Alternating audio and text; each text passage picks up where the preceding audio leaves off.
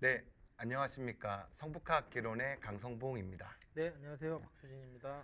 아, 네, 과장님. 다시 또 오랜만에 이곳에서 뵙네요. 네, 너무 더웠죠? 네. 여름이. 정말 죽는 줄 이 알았습니다. 더위가 이게 1994년이라고 하나요? 예, 그때 이후로 또 114년 만에 무더위라고 하는데 그때가 더 더웠다 그러더라고요. 그때는 고등학생이셨죠? 저 중학생이? 중학생입니다. 아, 그렇군요. 저는 고3이어가지고요. 그때 다들 더웠다고 하는데 음, 뭐 수능 준비한다고 음, 정신이 없어서 그런지 그 더위를 기억을 저는 잘 못하고 있어가지고. 저도 근데 그렇습니다. 그때 아, 에어컨도 없었을 텐데. 그러니까요. 네. 지금은 뭐 에어컨이 많이 대중화돼서 집집마다 다 있긴 한데 아직까지도 에어컨 없는 집들도 많아요. 그렇죠? 그렇죠. 네. 하여튼 너무 더웠습니다. 네. 그 전기세 걱정 때문에 다들 에어컨을 키네 마네 그랬었는데. 저는 이번에 사실 그냥 전기세 많이 나와도 나왔나요? 시원하게 살자 했는데 네, 네. 46,000원 정도밖에 안 나왔어요. 생각보다 많이 안 나왔습니다. 생각보다. 네. 아, 어쨌든 이렇게 우리의 그 절기라는 게 있는데 전통적으로 또 그 절기가 또 입추 이후에 보면 네. 가을이 진짜 오긴 오는 것 같아요. 그렇죠? 그렇죠. 예, 가을이 조금 와서 이제는 벌써 이제 아침 저녁으로는 확실히 좀 시원해진 것 같습니다. 네. 가을이 오면이란 노래도 있는데 뭐가 기대되나요? 가을이 오면 뭐 이런 거 있지 않나요? 네, 노래는 있지만 별로 뭐 기대되는 건 없습니다. 기대되는 거 그냥. 없습니까? 네, 알겠습니다. 네. 네, 아 이렇게 서두는 날씨와 관련해서 이렇게 시작을 했고요. 저희는 이제 지난 시간에 이제 석관동을 좀 마무리 짓고 장이동에 대해서 약간 이제 동명 유래라든지 개설적인 부분을 조금 얘기를 했는데 네. 그래도 좀 환기시키는 차원에서 네.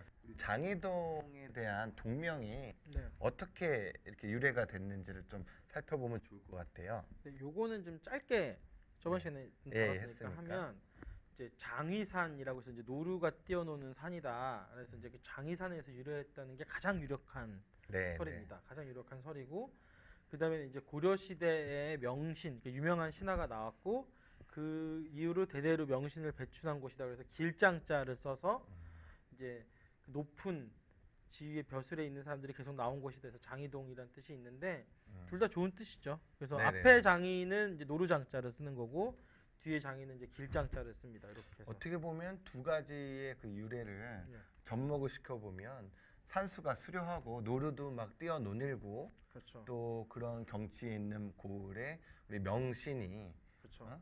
지위가 높은 분이 살았다라는 그런 유래라고 이렇게 생각해 볼 수 있네요.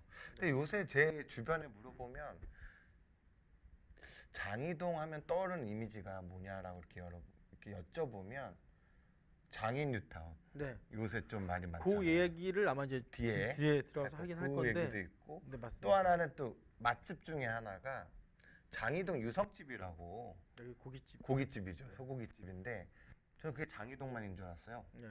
근데 고대 앞에도 있고. 저 좀 데려가시죠. 아, 네. 소고기가 좀 비싸서 네. 멸치국수가 맛있다고 하는데 네. 그렇습니다. 직원 잘 챙겨야 됩니다. 그거는. 네. 알겠습니다. 어쨌든 이 장이동에 대한 이미지도 네. 관련돼서 또 현재의 그런 모습상도 한번 네. 좀 이따가 다루기로 하고요.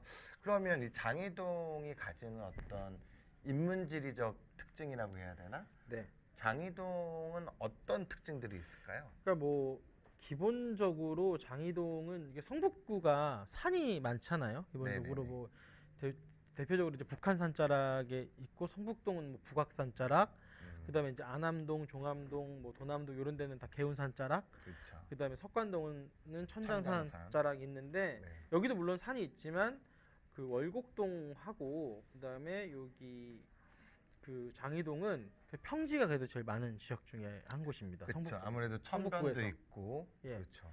그래서 이런 것들이 이제 자연지리적 특성이라고 할 수 있는데 그래서 그 동쪽 오른쪽으로는 이제 그 중랑천을 경계로 네.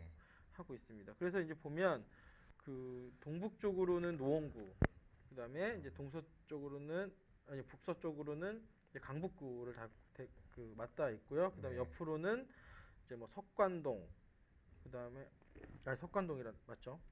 네. 종암동하고 월곡동하고 이렇게 좀 닿아 있습니다. 네네네. 죄송합니다. 근데 헷갈려가지고. 보면은 어떻게 보면은 지금의 행정구역상으로는 이제 경계에서는 그런 맞닿은 땅으로 이렇게 되어 있는데 실질적으로 예전에는 뭐 1950년 뭐 한국 전쟁 시기만 하더라도 이쪽이 넓었고 있으니까. 통합되어 있었으니까 그런 것 같고 아무래도 이게 중랑천을 끼고 또 경계가 많이 되는 것 그렇죠. 같아요. 중랑천이 그쵸? 워낙 큰 하천이라서 어제 비 많이 와서 또 중랑천 넘을 네, 넘칠 뻔했다고. 석계역 주변에 또 네. 약간 침수가 있었다고 얘기를 들었습니다.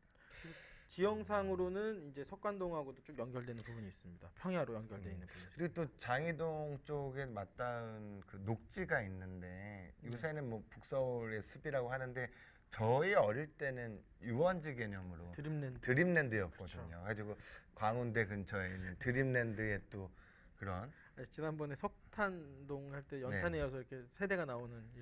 네, 아재 개그가 아니라 이게 참 예. 좀 시청자분들이 뭐 네.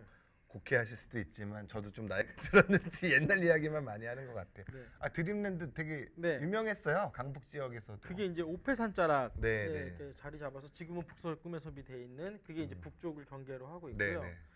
그다음에 이제 뭐 운말, 아랫말, 그다음에 명덕굴, 간대마을, 뭐 화량리 지금은 다 쓰는 말들은 아닌데 이런 5개의 자연 촌락이 모여진 네. 마을입니다. 그래서 법정동으로는 월곡동 하나인데 그 행정동으로는 좀 나눠져 있는 것 장이동. 같습니다. 네. 장이 1, 2동으로 나눠져 있는 거. 네, 오늘 우리 박수진 과장님이 조금 헷갈립니다. 버벅거리고 좀 헷갈립니다. 요새 좀 과로의 일과 스트레스와 죄송합니다. 그래서 그렇습니다. 네. 그래서 이 활량이라는 얘기를 많이 해서 음. 한량들이 많이 살았다라는 얘기도 있고 지금 돌고 지역 이쪽 근처에 보면 흔히 지금 얘기하는 장인 뉴타운 쪽을 보면은 아직 이제 개발이 안 돼 있는 상황이긴 하지만 활량이라는 이름을 딴 식당들이나 점포들이 좀 있더라고요. 그래가지고 앞으로는 이 지명과 관련된 그 유래와 관련된 이 간판들만 조사를 해도 되게 이 지역성을 좀 대표하는 또 우리 일자리 경제적인 면에 있어서도 주민들의 그런 생활상을 엿볼 수 있는 도구가 되지 않을까 이런 생각이 듭니다. 그나마 이제 성북구는 보면 박수진 과장님도 잘 아시겠지만 이게 마사토가 땅이 대부분이어서 논농사 하기 쉽지 않은데 그렇죠. 그나마 유일하게 성북구 중에서는 장이동이 네. 장이동, 뭐 월곡동 이 네. 정도 해가지고 이제 농농사가 좀 가능했던 네. 지역들이요. 그런 것이죠. 그래도 좀 어떻게 보면 정근대사에는 논농사를 할 수 있다는 지역은 엄청난 예. 혜택과 또 물산이 또 풍부했을 것 그래서 같은 제 것 뒤에 같은데. 지금 지도를 하나 좀 갖고 왔는데요. 보시면 네. 이게 1750년경의 지도입니다. 네. 보시면 알겠지만 여기 장일이라고 빨간색으로 이제 표시가 되어 있는데 네네네. 그러니까 일찍부터 논농사가 가능했기 때문에 마을이 생겼던 것이죠. 그래서 이제 음. 장일이라는 표현이 나올 수 있을 만큼 이제 네. 그 도시가 있었다, 그 마을이 있었다라는 것을 이제 확인하실 수 있고요. 음. 또 이거는 이제 1765년 지도인데 여기서도 마찬가지로 장이라는 표현이 보입니다. 그러니까 이제 조선시대 뭐 중후기만 보더라도 이렇게 지명이 고지도에 나오는 거 보면 나름대로 마을이 군락을 이제 형성을 해서 그렇죠. 마을이 자리 잡고 있었고 그 당시 지도를 보면 성북구의 마을 같은 모습들이라든지 행정의 모모리 이런 게 그렇게 많지는 않았잖아요. 근데 그러니까 사실 성북동이 이제 성북구의 구명이 성북동에서 유래했다고는 하더라도 성북동은 이렇게 일찍부터 나오진 않거든요. 네, 네. 근데 이제 뭐 안암동이라든가 그렇죠. 지금 뭐 장이동, 그러니까 장일이, 안암리 이런 데가 아주 일찍부터 등장하기 때문에 네, 네. 성북구 지금 현재 행정구역상 성북구 안에서는 가장 오래된 마을들이 하나가 이것이고 이건 역시 자연 조건이 좋았기 때문에 네. 농사를 지을 수 있었기 때문에 예나 지금이나 사람들이 이제 그 이중환의 택리지라는 책을 보면 이제 표현을 가거지라고 해서 가히 거할 수 있는 땅에 대해서 이제 쭉 뭐 경상도 조선 팔도에 대해서 얘기를 하고 있는데 말 그대로 경치 좋고 그렇죠. 또 논농사가 가능하고 이런 곳에는 일찍부터 마을이 형성됐고 네. 그런 또 전통의 마을로 자리 잡는 그런 의미가 있는 것 같네요. 예, 그리고 다음 지도도 사실 재밌는데 이거는 옛날 일제강점기 지적도에 저희 성북학 연구팀장 백예준 팀장이 색연필로 색칠을 한 색연필 미술을 좀 좋아하시나 봐요. 그래서 네, 그런 지도인데 보시면 알겠지만 이때도 사람이 많이 살지는 않았어요. 1910년대까지만 해도 그래도 마을이 형성돼 있다라는 건 확인할 수 있습니다. 네, 네. 자연스럽게 약간 인구 얘기로 들어가야 되는데 네네. 그래서 장이동 그러니까 장유리 네, 네. 지역에서 가장 오래된 인구 통계가 1930년에 나와요. 몇 명이었을까요? 30년대 장이동 궁금하네요. 그렇죠. 넌센스 퀴즈를 한번 내볼까요, 시청자분들? 이건 넌센스는 아니고. 아, 아닙니까? 그렇죠. 아무튼 다들 10,000명, 5,000명 막 이러실 텐데 실제는 어떻게 나왔죠? 통계? 1679명입니다. 아, 1930년대에는 1679명이면 근데 이게 생각보다 네. 이 많은 건가요? 예, 생각보다 그쵸? 저는 많다고 생각해요. 네. 이게 그 당시에 여기가 아직 뭐 도시 개발이 된 것도 아니었고, 아니었고. 네 그런데도 이렇게 1,600명 정도 살았다, 1,700명 가까이 살았다라고 하는 거는 여기가 그래도 이제 꽤 아까 전에 강성 목장님이 얘기한 가거지로서의 왜냐하면 옆에 또 천도 흐르고 네. 네, 농사도 지을 수 있었기 때문에 역시 많이 살 수 그러니까 있었어요. 지금도 보면 북서숲 쪽을 맞은편으로 해가지고 좀 언더 오피탈이긴 하지만 이제 석간동 쪽 방향으로는 평지가 쭉 형성되어 있고 맞습니다. 네네. 그런 것 같아요. 네. 예. 그러면 그 다음 통계 지표로 나온 인구수가 언제쯤? 그러니까 인구 지표는 쭉 나오는데 그 조금 유의미할 게 이렇게 볼 수 있는 게 1970년에서 1980년 정도의 변화입니다. 아, 그렇습니까? 70년대는 몇 명 정도? 1970년에 제가 지금 이건 적어왔는데 39,600명이니까요. 그러니까 이때- 한 40년 만에 두 배를 훨씬 뛰어넘었네요. 네, 그렇죠. 이제 두 배를 훨씬 뛰는 이때는 두 배가 아니네요. 1679명에서 20배 죠. 39,000이니까 20배 가까이 예. 됐네요. 그러니까 이때는 이제 뭐 여러 가지가 있겠지만 이제 서울이 워낙 확장이 됐고 그다음에 이제 그 60년대 이후에 이제 서울로 사람들이 모여들면서 벌써 50년대 중반 후반이 되면 이미 60년대 초반만 돼도 서울이 만 원이다 이런 소설들도 나오니까 네. 이게 몰려드는 건데 이게 절정으로 또 치닫는 게 1980년대로 이렇게 오면서 1980년에 불과 10년 만에 한 거의 3만 명 가까이 늘어나서 6만 8천 명까지 늘어나고요. 아, 진짜 여기도 또 거의 두 배. 그래서 절정을 찍은 거는 1988년입니다. 7만 7,190명. 야, 지금도 강원도나 약간 이제 농어촌 지역에 군의 인구수도 네. 5만 이하가 꽤 많은데 상당하네요. 장이동 동 하나로. 그러니까 이때는 좀 특이한 게 그 성북구 지역의 많은 부분들이 70년대 중반 이후에 이제 강남이 개발되면서 인구가 줄어들기 시작하거든요. 네, 70년대까지도 70년대가 지나면. 근데 이제 장이동은 88년까지도 인구가 계속 늘어났다라는 건 조금 성북구 안에서 좀 재밌는 현상이다라고 생각할 수 있을 것 같은데. 그러면 이게 이제 감소된다고 하나요? 네. 지금도 성북구의 각 동별로 인구 통계를 보면 줄어들고 있더라고요. 네, 그렇습니다. 근데 이제 장이동은 이렇게 폭발적으로 증가되다가 터닝 포인트로 감소되고 있는 상황인데 언제쯤 이렇게 감소가? 첫 번째 감소가 보이는 거는 이제 88년이 제가 말씀드렸지만 이제 전성기라고 했으니까 90년의 통계를 보면 약 한 700명, 800명 정도 줄어들었구나. 왜 줄어들었을까요? 그러니까 제가 나중에 설명을 하겠지만 되게 열악한 주거 환경, 그러니까 조후화된 집들이 되게 많은 지역이어서 이제 주민들 입장에서는 이쪽도 한옥도 꽤 많았었는데, 그렇죠?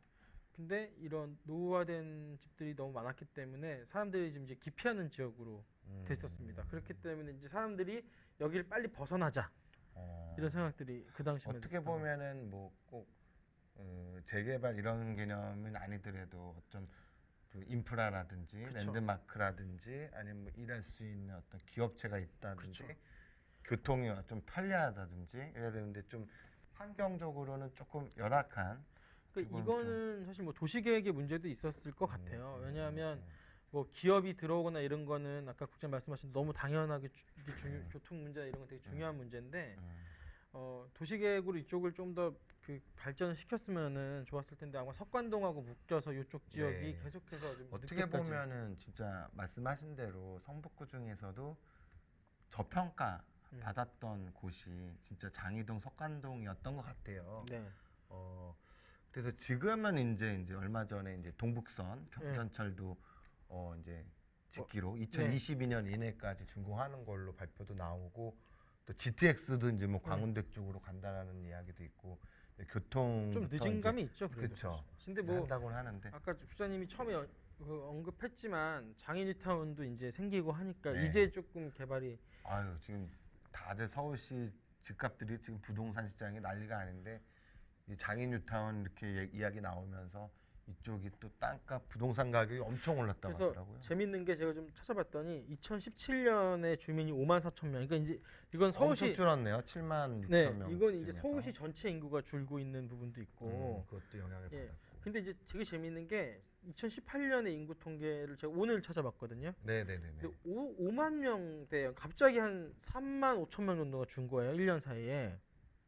이게 아마 이제 장이동 재개발을 하면서 주민들이 나갔기 때문에 아니라 한 4천 명 아, 정도. 4천 명 정도, 네네. 3,500명 정도가 네네네. 갑자기 줄었는데 이 3,500명 정도가 갑자기 줄은 이유는 이 뉴타운이 되면서 잠깐 동안 이제 밖으로 나가잖아요. 이주를 해야 네. 되거나 또 아니 건물이 올라간다고 하더라도 또 밀려 나갈 수밖에 없는 네.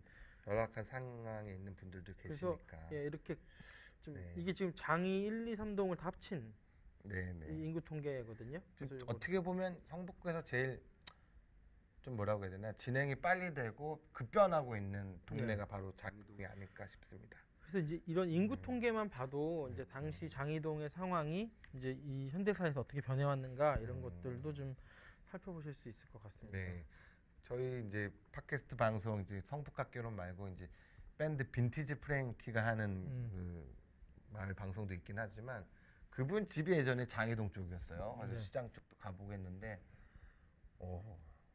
가파른 언덕은 또 가파르고, 근데 그렇죠. 옆에 또 보면은 부촌처럼 단지가 넓더라고요. 막 동방주택. 50평, 네. 60평씩도 있어가지고, 야 여기는 또 네. 전망도 좋고 대지도 넓고 해가지고 이런 데가 있구나 그런 생각을 한번 들어봤었습니다. 예, 동방주택이 아마 이제 그런 얘기 네, 들을 것 같은데.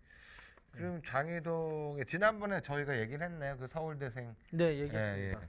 도둑 절도 사건인데 알고 봤더니 그러니까 이제 그게 어떻게 보면 장이동의 당시의 모습을 좀 보여주는 거라고 그때 말씀을 드렸는데, 그러니까 예를 들면 그러니까 좀 가난하지만 그러니까 가난하다고 얘기하기는 그렇죠. 서민들이 많이 사는 동네였고 되게 여러 가지로 노력을 많이 하는 동네였다. 그러니까 한 사람들 모여 사는 곳이었으나 그걸 이제 극복할 수 없는 시대적 상황들이 있었던 것이고요. 네. 그러니까 이제 그래서 어쩔 수 없이 이제 그 명문대를 갔지만 도둑질을 할 수밖에 없었던.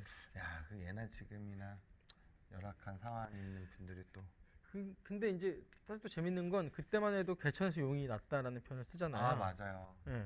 근데 진짜 지금은 열심히 하면 예. 지금은 이제 명문대를 가는 소위 말하는 명문대를 가는 제가 학생들도 알기로는 서울 안에 있는 대학들 학생부 대충 이렇게 보면 물론 강의도 나가시지만 강남권 애들이 확실히 많더라고요. 그렇죠. 그리고 이제는 명문대들은 대부분 다 강남권 학생들이 예. 많이 간다. 절반 넘은 것 같아요. 서울 안에 있는 대학. 네.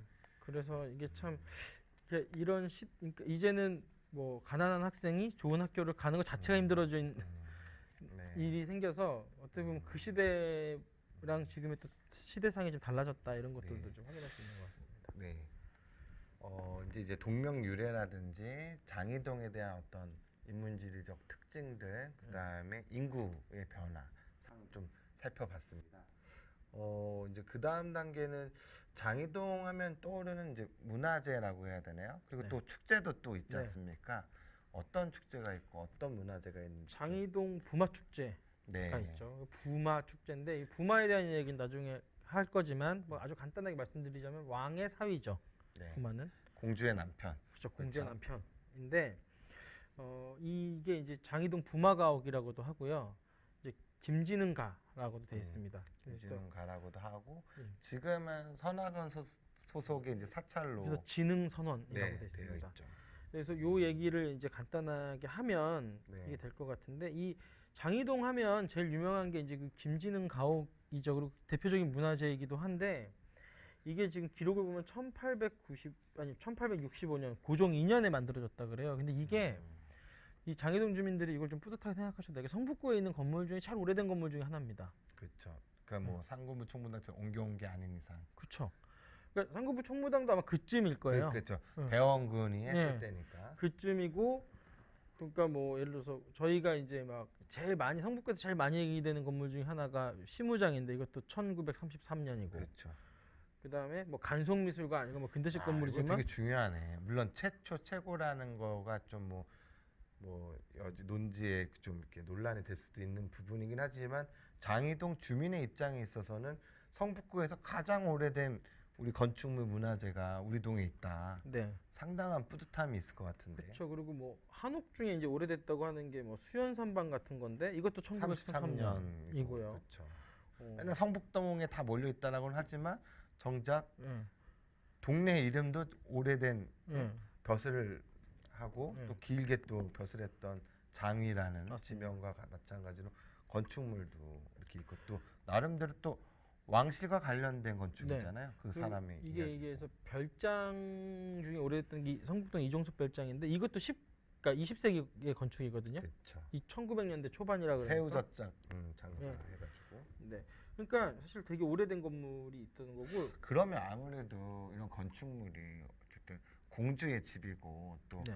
왕의 사위의 집이니까 건축을 지을 때도 신경을 많이 썼을 것 같은데. 그러니까 이게 사실은 민간업자 시켜서 하진 않았을 거 예. 아니에요. 그러니까 이게 정확히 말하면 공주가 산 적은 없습니다.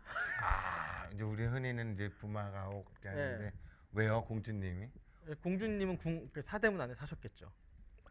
그럼 여긴 빈집이었습니까? 아 그게 아니고 이제 사위 따로 사고 별겁니까?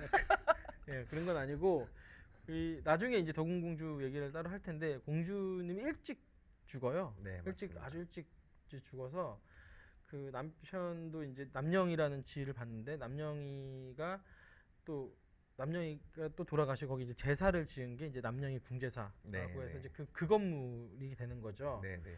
위패를 모시고 네. 제사를 근데 국장님 말씀하신 대로 이 건물이 그냥 막 지은 건 아니고 아마 왕실 목수들이 와서 지은 것 그렇겠죠. 같습니다. 네, 네, 네. 왕실 목수들이 와서 지은. 아니 좀 형태를 보면 뭔가 감이 달라요. 네. 다른 우리가 흔히 얘기하는 니은자, 뭐 미음자, 이 1930년대 한옥들이 이제 성북구에 많이 분포를 하고 있는데 보면은 느낌이 확실히 예를 들면 대들보라든지 기둥의 사이즈라든지 뭐 이렇게 세세한 걸 보면 스케일이 확실히 다르다라는 걸 좀 느낄 수가 있었거든요. 아마 왕실 목수들이 짓지 않았을까? 네. 저는 이렇게 추정을 좀 해보겠습니다. 여기 잠시만요. 제가 좀 이게 아닌가? 제가 하나 자료를 좀 찾아보겠습니다. 네. 그거 하나 그럼 자료를 보여드릴게요. 찾아볼 동안 보면은 이제 구조도 아마 일반 가옥 구조랑은 좀 차이가 있지 않았을까라는 생각이 드는데 네, 네, 좀 뭐가 자료가 나오나요? 네, 요거를 제가 PPT를 하나 켜서 보여드리겠습니다. 그래서 나중에 이게 보면은 이제 그 소유주와 관련돼서도 이제 쭉 살펴볼 수도 있고 네. 지금은 이제 선화건 소속 진흥선원으로 네. 운영을 하고 있는데 이게 또 윤용구와도 또 관련돼 있고 보여기는 아주 좀 예, 하고 좀 이제 하고. 찾았습니까? 건물 자료? 얘기를 먼저 예, 이 보여드리면 구조가 좀 특이하니까 구조를 네. 좀 설명해 여기 보시면 건물이 위에서 보면 이렇게 아주 복잡하게 돼 있습니다. 이게 지금 이게 색깔로 구별해 놨는데 잘 보이실지 모르겠으나 이제 여기 빨간색 부분 있죠. 이렇게 파란색도 이렇게 있고. 여기 요 빨간색으로 보이는 부분 여기가 안채입니다. 네네. 안채고 요 녹색으로 보이는 부분이 사랑채입니다. 네. 그리고 요게 이제 사랑채의 별채로 돼 있고요. 이게 어떻게 보면 도미노 미로처럼 이렇게 네. 미로가 아니라 쭉 연결된 느낌이면서 그렇죠. 독특한 공간들을 확보를 하고 있네요. 여기가 행랑채입니다. 네. 요 사랑채는 여기 행랑채고 여기가 이제 또 별채로 돼 있습니다. 이렇게 돼 있는데 그 건물이 처음 들어가면 이게 아주 큰 건물이라고 할 수는 없으나 상당히 복잡하다 이런 생각이 좀 들 정도로. 왜 이렇게 미로처럼 돼 있었을까요? 아무래도 이 바깥 세상과의 이걸 좀 구분을 하기 위해서인가? 글쎄요, 거기까지는 제가 알 우리는 수는 건축쟁이들이 없으나. 아니었어. 예, 근데 아주 독특한 건 그래서 마당이 네. 아주 이렇게 두 개의 마당을 쓸 수 있게 해놨습니다. 그렇게 그러게요. 해서 그래서 이게 이제 안채 마당은 이제 안사람이 쓰게 네. 돼 있는 거고 이제 사랑채 마당은 이제 예를 들어서 이제 그 남편이 접긴 하고 이제 외부 남편이 인사 쓰게 오고. 돼 있는. 그래서 이거를 이제 구별을 해놨다 해서 아마 이제 그러기 위해서 해놓은 것이 아닌가. 그 사랑채랑 안채를 구분하기 위해, 그러니까 사랑채 마당과 안채 마당을 이 특정한 공간에 다 쓸 수 있게 그 만든 것이 아닌가. 마당이라는 게 우리 뭐 전통적인 한국 건축사에서도 그렇고 마당의 의미가 좀 있잖아요. 그렇죠. 어떻게 생각하십니까? 사실 마당은 이렇게 건축 안으로 들어와 있는 공간이라고 저는 개인적으로 생각하거든요. 뭐냐면 저희가 뭐 제사를 지낼 때 집안에서 지낸다고는 하지만 제사가 커지면 마당까지 나오잖아요. 그렇죠. 그리고 이제 집에서 무슨 잔치를 해도 마당에서 마당에서 하게 됩니다. 그러니까 그래서 제가 이건 저도 들은 얘기인데 그 한국의 아파트의 거실이 있지 않습니까? 대부분. 그런 역할을. 예, 그래서 하는 거죠. 그 각 집안 사람들이 거기서 다 만나서 교류하는 역할을 하는 공간으로서의 마당이고 각종 그래서 제사를 지낼 때 무슨 안방에서 지내는 분들도 계시지만 거실에서 지내는 분들이 그러니까 이런 식으로 마당은 그 가족들이 모이는 공간이고 행사가 치러지는 공간으로서 그다음에 일종의 집 안에 들어와 있는 공간인 거죠. 바깥 공간이지만 안에 있는 공간 역할을 하는 공간이라서 또 마당에는 뭐 자갈을 깔거나 이런 게 아니라 고운 모래 네. 그렇게 마사토처럼 이렇게 깔아서 그 가구박물관 가보면 이제 멋지게 설명을 해주시는 게 이제 발자국 소리를 가서 사람의 인기척을 느끼고 도둑이 왔는지 네. 그다음에 뭐 예를 들면 고간집이면 이제 흔히 얘기하는 노비가 있으면 뭘 하는지 뭐 그런 역할도 네. 그냥 고요했을 테니까 그렇죠. 뭐 기계들도 없었고 하니까 발자국 소리도 그 물도 잘 빠지고요. 네네. 그 잡초도 잘 안 자랍니다. 예전에 보면 흙이면 그냥 맨흙이면은 비만 오더라도 저희 오늘도 지금 비가 많이 왔는데 진흙 네. 뻘처럼 막 신발 묶고 옷 묶고 그랬는데 그게 아니더라고요 여기는. 그렇죠. 그게 보면 물도 잘 빠지게 돼 있고 그래서 우리가 이제 서양식 개념이 많이 들어와서 마당하면 이렇게 잔디 깔려 있고 나무 세워져 있고 뭐 이런 거 좀 생각하는데 정원 느낌처럼 많이 예, 들어요. 근데 한국의 마당은 비어져 있는 마당입니다. 여백에 밀면서. 그리고 이제 좀 큰 집 같은 경우에는 거기서 예를 들어서 이제 뭐또 말리기도 하고 네네. 와서 뭐 고추도 말리고 마당에서 이렇게 여러 가지 일이 벌어지는 거지. 그러니까 부장님 말씀대로 정원의 느낌은 아닌 거죠 마당이. 네네네. 자 그러면 좀 더 부마가옥의 개관을 조금 더 설명을 드리겠습니다. 그러면 이제 이게 어쨌든 폐쇄 토지 대장이나 이런 걸 좀 떠보면 이 부마가옥에 대한 소유주의 흐름은 조금 예. 간략하게나마 좀 파악을 할 수 있을 것 같은데 처음에 이제 좀 근대 지표로 나올 수 있는 예. 소유주는 누구였나요? 나중에 얘기할 사람이 일단 윤영구라는 사람의 소유입니다. 이 양반 좀 1922년. 유명한 분인데. 네, 이건 나중에 언급하겠습니다. 그 다음에 그 다음에 1926년에는 창덕궁의 소유가 됩니다. 이제 창덕궁 왕실 소유가 되는 거네요. 그쵸, 순종의 소유인 거죠. 이렇게 옮겨갔다가 그리고 1962년에는 윤명섭이라는 분이 다시 소유주가 넘어가는데 이게 아마 이 사람이 이제 아까 얘기했던 윤영구의 손자가 네, 됩니다. 윤씨. 네, 같은 윤씨 집안이죠.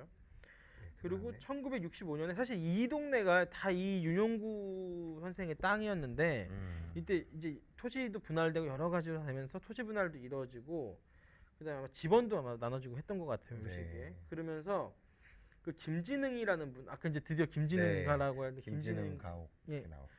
으로 이제 소유가 바뀝니다. 그리고 1977년에 이제 서울시 문화재로 등록됐는데 이게 지금 시도 민속문화재 제25호로 등록이 네. 되어 있습니다. 문화재가 됐군요. 네, 그래도 지금 문화재입니다. 77년이면 그래도 꽤 오래된 빠른 네. 빨리 했네요. 네. 그리고 그래서 이게 이제 김진흥가로 불리게 된 이유가 이 김진흥이라는 분이 소유하고 있었기 때문이다라는 겁니다. 그리고 이제 1988년에 이 김진흥이라는 분이 이 건물을 이제 불교 법인인 재단법인 선악원에 기부를 했고요. 아, 그렇게 되는 거군요. 그래서 선악원에서 지금까지 운영을 하는데 이름을 김진흥이라는 분이 그렇죠. 기부를 했기 때문에 네. 진흥선원이다라고 네. 해서 이렇게 하고 있는데 김진흥 아니 저기 선악원 같은 경우에는 뭐 저희랑도 지금 계속 다례제를 하고 있고 네네네. 한용운 선생하고도 또 연결돼 있는 곳이기도 해서 예. 아무튼 이런 식으로 해서 이제 그 이 집의 내력 같은 것들을 알 수 있는데요. 제가 앞으로 다시 조금 더 가보면요. 제가 아까 전에 네, 지도 하나만 보여드리고 일단은 네, 아 일단 이게 아까 꺼져가지고 잠시만. 네네. 오늘 좀 박 과장님이 비를 맞고 좀 버벅버벅 하지만 귀엽지 않습니까, 여러분? 이게 여러 개를 켜놨는데 이게 끝까지 가니까 그냥 꺼지네요 프로그램. 네네. 그래가지고 제가 좀 헷갈려.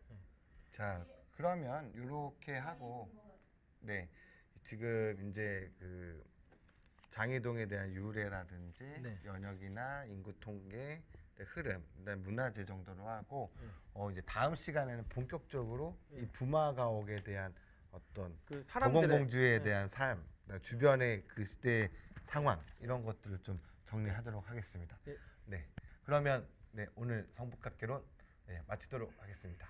감사합니다. 감사합니다.